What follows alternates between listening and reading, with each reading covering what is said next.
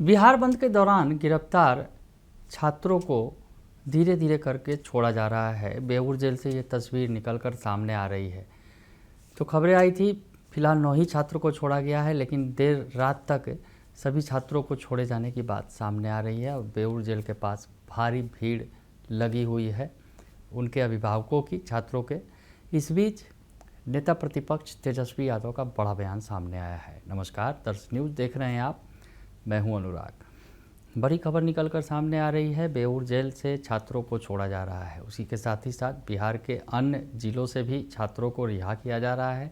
जैसा कि सरकार ने कहा था कि छात्रों को रिहा किया जाएगा और उन पर जो भी केस दर्ज किए गए हैं, बिहार बंद के दौरान जो प्रदर्शन हुआ था और उसमें केस दर्ज किया गया था छात्रों पर और उनकी अरेस्टिंग हुई थी, उन सभी छात्रों को रिहा किया जाएगा और उन पर कोई भी केस दर्ज नहीं किया जाएगा। तो सरकार ने यह फैसला लिया था और उसके बाद आज से रिहाई हो रही है।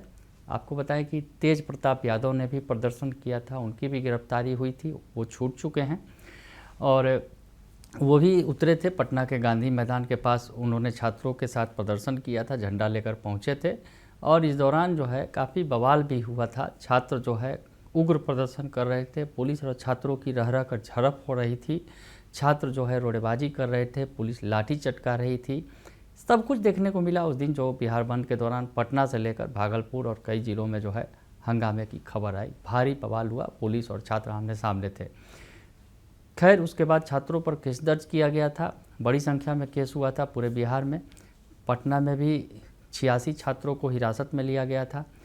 तो उसके बाद सरकार ने फैसला लिया कि इन छात्रों पर से तमाम केस हटा दिए जाएंगे और इन्हें रिहा कर दिया जाएगा। तो रिहाई की प्रक्रिया शुरू हो गई है और रिहाई शुरू हो गई है। बेऊर जेल की तस्वीर भी आई है और तेजस्वी क्या कह रहे हैं इस दौरान। तेजस्वी ने बड़ी बात कह दी है छात्रों की रिहाई के बीच में। उन्होंने लिखा है कि छात्र आंदोलन के दौरान जेल में बंद कई जिलों के योद्धा साथी रिहा हो चुके हैं। आश्वासन मिला है कि अन्य जगहों से रिहा करने की न्यायिक प्रक्रिया की अधिकांश औपचारिकताएं परिपूर्ण हो चुकी हैं तथा कुछ समय पश्चात शेष विधिक प्रक्रियाएं पूरी होते ही सभी को छोड़ दिया जाएगा। धन्यवाद। छात्र युवा शक्ति जिंदाबाद।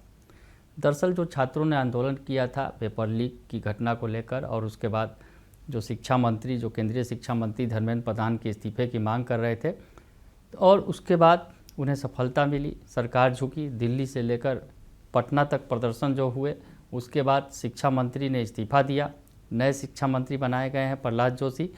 तो छात्रों का आंदोलन सफल रहा और इस बीच जो छात्रों की गिरफ्तारी हुई और इस बीच तेजस्वी भी पटना लौटे और उन्होंने पटना लौटते ही सरकार को चेतावनी दे दी थी कि अगर छात्रों के खिलाफ जो केस दर्ज किया गया है वो वापस नहीं लिया जाता है और छात्रों को रिहा नहीं किया जाता है तो पूरा विपक्ष मिलकर बड़ा आंदोलन करेगा। इस बीच जो है नेहा बोरा जो आइसा की राष्ट्रीय अध्यक्ष हैं, जो जंतर मंतर पर भी लीड कर रही थी, जंतर मंतर पर उन्होंने जोरदार तरीके से प्रदर्शन किया था, उस प्रदर्शन में शामिल थी।